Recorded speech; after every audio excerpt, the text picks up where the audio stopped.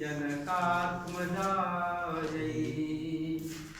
नमोऽस्तु रुद्रेन्द्रयमाग्निलेभ्यो नमोऽस्तु चन्द्रार्कमरुद्गणेभ्यः। इदानीम् अदादिप्रकरणस्य यत्र सपः लुग् भवति तस्य रूपाणि उच्यन्ते। तर्हि यदा गतदिवसे अस्माभिः ज्ञातं यद् 10 गणेषु 10 विकरणानि भवन्ति। यथा भुवादिप्रकरणे सप् भवति, विकरणं प्रत्ययः वा एकः एव। तर्हि सर्वेष्वपि 10 गणेषु सपप्रत्ययस्य प्राप्ति भवति। अत्र अदादिप्रकरणे प्रथमः धातुः वर्तते अदभक्षणे। अदधातोः कः अर्थः? भक्षणे। भक्षणम्। सप्तमे एकवचने अस्य रूपं भवति भक्षणे। अदधातोः कः अर्थः? भक्षणम्। तस्मिन् भक्षणे। खाने के अर्थ में यह धातु, खाना मतलब मुख का जो ये हमारा भाग है, इसमें एक भाग है गला। तो गल में जो एक क्षेत्र है बिल, तो गल बिलाधा संयोगानुकूल व्यापार भक्षण। ये जो गला है ना, तो गल में एक बिल है, छिद्र है, उससे नीचे जो जा रहा है उसका नाम है भक्षणम, अदनम, खादनम इत्यादि। तो अद की सबसे पहले धातु संज्ञा होती है, क्योंकि अद यह एक शब्द है ना, जिस शब्द का नाम है भक्षण। अद का अर्थ क्या है? भक्षण। और अद एक यह शब्द है। तो अद शब्द की धातु संज्ञा होगी, और इन सब की धातु संज्ञा करने वाला सूत्र है भूवादयो धातवः। क्योंकि क्रियावाची भू आदि की धातु संज्ञा होती है, जिसको हमने पहले कई बार पर्याप्त व्याख्या करके बताने का प्रयास किया है कि क्रियावाचकत्वे सति भ्वादिगण पठितत्वं धातुत्वम्। जिन शब्दों में क्रियावाचकता हो, वो शब्द क्रियावाची हो, और भुआदि इत्यादि जो 10 गण हैं उनमें किसी न किसी गण में उसका पाठ हो, तभी उसकी धातु संज्ञा होती है। इसलिए जो भू आदि गण पठित है क्रियावाची शब्द, यदि केवल क्रियावाची है, भुआदि गण में पाठ है नहीं, उसकी धातु संज्ञा नहीं। जैसे हिरुक का अर्थ वर्जन, पृथक है, उसका अर्थ है अलग करना, क्रिया है, किंतु भुआदि गण में इनका पाठ नहीं है। इसलिए इनकी भूवादयो धातवा से धातु संज्ञा नहीं हो सकती है। समझ गए? तो ये अद भक्षणार्थक शब्द की भूवादयो धातव से धातु संज्ञा किसकी? अद की। क्योंकि इसमें क्रियावाचकता है भक्षण, ये क्रिया है, भक्षणक क्रिया को कहने वाला शब्द है अद। और भुआदि आदि पद से 10 गणों का यहाँ ग्रहण किया जाता है।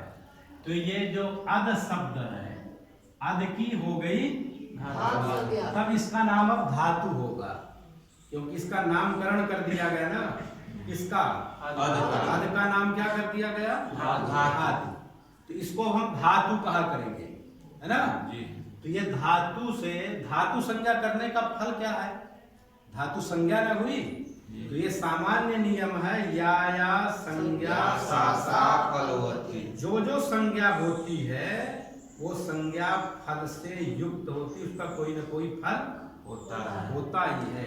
तो यहाँ भूवादयो धातवा से जो अद की धातु संज्ञा किए, तो उसका फल क्या है? वर्तमाने वर्तमान क्रिया वृत्तिर धातु लक्ष्य। वर्तमान जो क्रिया तदवृत्ति जो धातु उससे लट लकार होता है। तो वर्तमान क्रिया है यहाँ भक्षण, है ना। वर्तमान क्रिया क्या है? भक्षण। भक्षण भक्षण सप्तमी एक वचन के रूप में बताया था ना, भक्षण है। क्या है? भक्षण। तो भक्षण वर्तमान क्रिया भक्षण से धातु से लट लकार। धातु कौन है? अद। अद। तो अद धातु से लट लकार। लट लकार हो जाएगा। ये लट लकार होना ही धातु संज्ञा का फल है। क्योंकि यदि क्रिया धातु नहीं रहती, यदि धातु नहीं रहती तो धातु से लट लकार का प्रयोग होता है, तो वह लट लकार का प्रयोग नहीं हो पाता है ना। धातुत्व के अभाव में लट लकार की प्रवृत्ति यहाँ नहीं होती। ये धातु संज्ञा का फल है, ठीक ना। तो ये जब ला हो गया, लट में तो यहाँ हल है, यहाँ लट ऐसे लिखा हुआ है ला आटा, तो ये कैसे आ गया? ला अनुबंध लोप हो गया। अनुबंध लोप हो गया। अनुबंध लोप, अनुबंध किसको कहते हैं?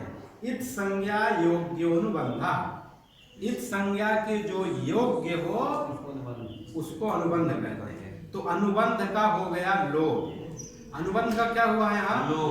लोप। तो अनुबंध है यहाँ एक टा और एक हाँ, दो अनुबंध है, एक टा है और एक तो टा की भी इत संज्ञा हो गई और ला की भी इत संज्ञा हो गई।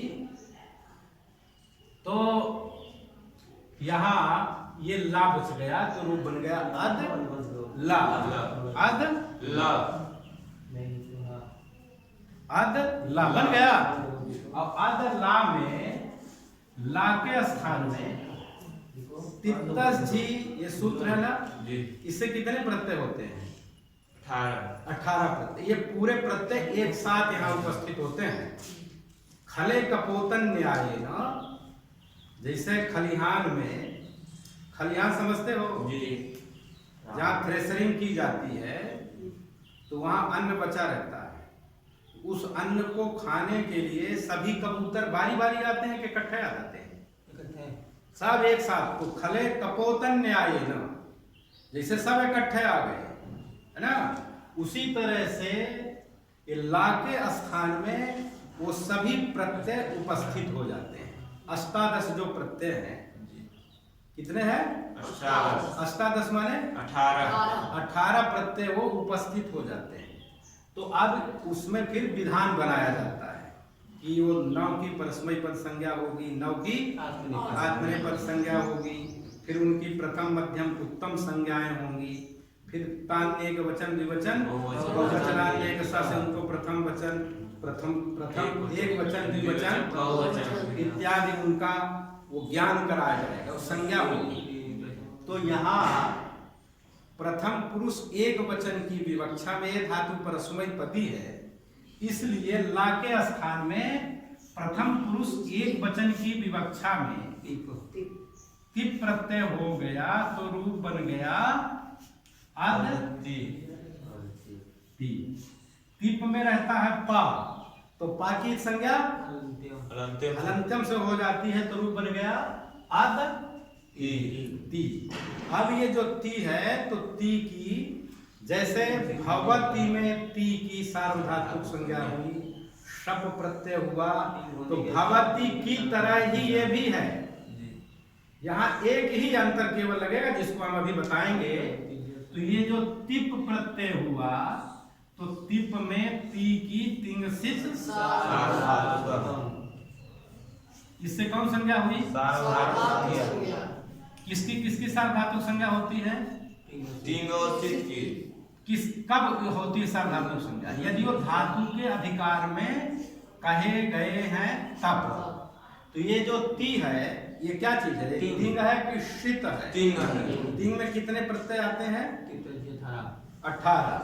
तो ये है तिंग, है ना। क्या है? तिंग। तो तिंग होने के कारण इस ती की हो गई सार्वधातुक संज्ञा। तो सार्वधातुक संज्ञा का फल क्या है भैया? सार्वधातुक धातु संज्ञा का फल क्या है? आय कर्तरी। कर्तरी सप्तमी एक वचन का रूप है। कर्तरी सार्वधातु के परे धातो हो शप स्यात्, ये इसका अर्थ है। कर्तरी सप्तमी, तो यहाँ सार्वधातुक है ती। सार्वधातुक क्या है? तो ये कर्ता के अर्थ में है, कैसे जाने? ये कर्ता के अर्थ में है कि करण के अर्थ में है कि भाव के अर्थ में? तो इसके लिए एक भुआदी प्रकरण में सूत्र बताया गया है, लह कर्मणि च भावे चाकर्मकेभ्यः लकाराः सकर्मकेभ्यः कर्मणि कर्तरि च स्युः अकर्मकेभ्यः भावे कर्तरि। अकर्मक धातुओं से भाव और कर्ता में, सकर्मक धातुओं से कर्म और कर्ता। कर्ता अर्थ में दोनों में होता है, समझ गए? तो यहाँ विवक्षा है कि ये लकार जो हुआ एक कर्ता अर्थ में हुआ है। वर्तमान लट से जो लट लकार है वो किस अर्थ में हुआ है? कर्ता अर्थ में। कर्ता अर्थ में भी होता है और कर्म अर्थ में भी यही होता है। यही वर्तमान लट कर्म अर्थ में भी होता है, यही वर्तमान लट। तो यहाँ कर्ता अर्थ में ये लट लकार हुआ है और उसी लकार के स्थान में ती प्रत्यय, इस ती की हुई है सार्वधातुक संज्ञा, इसलिए इस ती को कर्तर्थक सार्वधातुक कहेंगे। कर्तर्थक सार्वधातुक परे है ती, तो कर्तर्थक सार्वधातुक ती के परे रहने पर धातु से शप प्रत्यय होगा। क्या होगा? सब प्रत्यय। धातु कौन है? अद। तो अद धातु से ये शप प्रत्यय हो गया, तो अर्ध आ ती। अब ये काम जितना भवति में हुआ था उतना ही हो गया। अब भवति में भूमिगु को गुण अवादेश हुआ था, वो यहाँ नहीं होगा। एक तो यहाँ गुण की प्राप्ति नहीं है, तो गुण नहीं होगा। और दूसरी बात यह है कि यह धातु है अदादि प्रकरण की। किस प्रकरण की है? अदादि। तो अदादि प्रकरण की धातु होने के कारण यहाँ इसका एक विशेष सूत्र है, आदि प्रभृतिभ्यः शपः।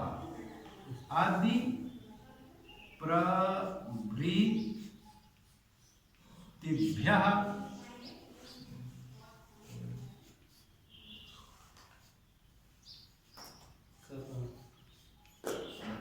शपः। ये शपः में षष्ठी एक वचन है और प्रभृतिभ्या में पंचमी बहुवचन है। प्रभृति माने होता है इत्यादि। तो आदि इत्यादि धातुओं से परे सपः लुक, लुक की यहाँ अनुवृत्ति करके लुक अर्थ किया जाता है। तो अदादि प्रकरण की जितनी धातुएं कही गई हैं वो सब आदि प्रभृति से गृहीत होंगी। प्रभृति माने इत्यादि। तो आदि इत्यादि जो धातुएं हैं उनसे परे शप का लुक होता है। तो ये अदादि प्रकरण में कौन धातु है? आद धातु है। उससे परे शप है कि नहीं? इस शप का लुक कर देंगे, बस यही इसका काम हुआ। तो जब हमने किसका लुक किया? सब। तो यहाँ तो शप है नहीं, यहाँ तो आ है। तो कहे भैया वो तो असली है, असली तत्व तो वही है। शप में तो बचता आ ही है, अनुबंध विनिर्मुक्त पदार्थस्यैवोपस्थिति। ये नव्य वैयाकरणों का मत है कि जो उपस्थिति होगी वो अनुबंध विनिर्मुक्त पदार्थ की ही उपस्थिति होती है। तो अनुबंध विनिर्मुक्त ही तो है ये शप आ। तो ये आका हो गया है लुक। किस सूत्र से? अधि प्रभृतिभ्यः सपः। शपा से शपका हो गया है लुक। तो ये रूप बन गया आद ती। बस बन गया। यहाँ एक और संधि कार्य हो जाता है। कौन सी संधि भैया? खाली चर तो संधि। खरी क्या खरी परे झलाम चरासी। खर परे है ता, क्यों खर परे है, ता परे है कि ई परे है? ता है अरे पहले ई की मात्रा ना है, तो पहले ई की मात्रा रहेगी कि ता रहेगा? ता ही रहेगा ता ही। काहे? क्योंकि ये ता जो है पहले रहता है और ये अच वर्ण जो ई है वो बाद में रहता है। इसमें लिखने में एकमात्र ह्रस्व इकार ही ऐसा वर्ण है जो कि व्यंजन वर्ण के पूर्व में लिखा जाता है। समझ गए? एकमात्र ह्रस्व इकार ही ऐसा अक्षर है जो वर्ण के पूर्व में लिखा जाता है। और नहीं जैसे देखो आ ई उ री री ए ओ आई औ, ये सभी अंत में लिखे जाते हैं, लेकिन ये ई को पहले लिखा जाता है। ये पुरानी प्रक्रिया है हमारी ये। और तो यहाँ पर भी पहले ता है, खर परे है ता, और झल है दा। झल में वर्ग के चौथे तीसरे दूसरे पहले तीनों सा और हा भी आ जाते। झ भ घ ढ ध ज ब ग ड द ख फ छ ठ थ चटता कप तीनों श श स स और हा, ये झल प्रत्याहार है। तो झल प्रत्याहार का अक्षर है यहाँ दा। झल प्रत्याहार का अक्षर है दा। तो दा को होगा चल। कौन आदेश होगा? किस सूत्र से? खरी खरी परे झलाम चरा सिहु। खर परे हो तो झल के स्थान में चर आदेश होता है। तो यहाँ झल का अक्षर है दा, खर परे है ता, तो इसके स्थान में चर प्रत्याहार का अक्षर होगा। तो चर प्रत्याहार का कौन अक्षर हो भैया? तो कहे कि यदि स्थान मिलाएंगे तो दा का उच्चारण स्थान है कंठ, है ना? क्या है? कंठ। तो कंठ उच्चारण स्थान वाला हा भी है। क्या है? हल्का है ना? तो कहे तब फिर उसमें हम आभ्यंतर प्रयत्न मिला लेंगे। क्या मिला लेंगे? आभ्यंतर प्रयत्न। तो आभ्यंतर प्रयत्न दा का है स्पृष्ट प्रयत्न वाला खर प्रत्याहार का कंठ स्थान वाला, अरे दंत स्थान और स्पृष्ट प्रयत्न वाला खर प्रत्याहार में है ता। क्या है? तो दा के स्थान में हो जाएगा तो ये अत क्या रूप बना जी?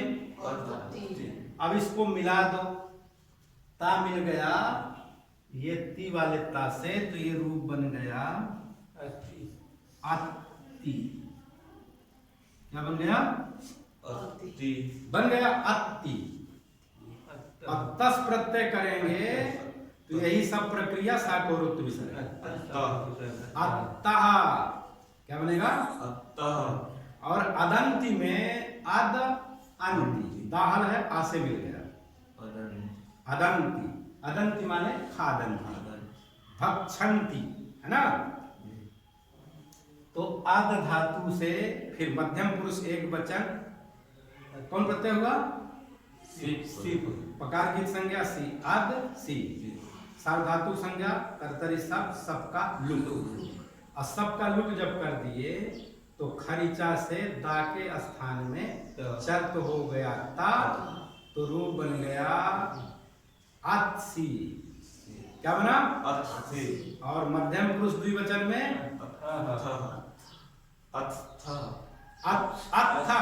वही सब बात रहेगी। अत्थ। और मध्यम पुरुष बहुवचन में अत्थ। और उत्तम पुरुष के एक वचन में आदमी। आदमी। सब लुक। तो क्या रूप बन जाएगा? आदमी। अद्वा। अदमा। ये लट लकार के अद धातु के रूप बताए गए। उसी तरह से जहां भी ये शप प्रत्यय पूरे आदादि प्रकरण में होगा उस शप प्रत्यय का लोप हो जाएगा। ये आदादि प्रकरण की विशेष बात है। अच्छा, ये शप प्रत्यय और शप का लोप वो भी केवल 4 लकारों में ही होता है। कौन लकार? एक लट लकार, एक लोट लकार, एक अनद्यतने लंग लकार और एक विधि लिंग लकार। बस शप प्रत्यय कितने लकारों में होता है? कौन कौन लकार? लट लोट लंग। सार्वधातुक संज्ञा तो लिट में भी होती है, लुंग में भी होती है, किंतु शप नहीं होता है। समझ गए? लुंग में कैसे होती है? वो भूसुबोस तिंग भूसु एतो सार्वधातु के परे तिंगो गुणो नस्या। ये सार्वधातुक संज्ञा नहीं होगी तो गुण का निषेध नहीं होगा। समझ गए? तो वो प्रमाण है। और जैसे ए धेते में वहां सार्वधातु संज्ञा करेंगे तभी अपित सार्वधातु को विद्वत भाव हो तो ए धेते को आको ई आदेश करेगा। तो सार्वधातुक संज्ञा तो अन्य लकारों में है, किंतु शप प्रत्यय केवल 4 लकारों में ही होता है। तो जहां भी शप प्रत्यय होगा वहां शप का अधिक प्रवृत्ति शपः सूत्र से शप का लुप हो जाता है। इतनी बात विशेष रूप से इसमें समझने की है। अलम जयतु भारतम जयतु संस्कृतम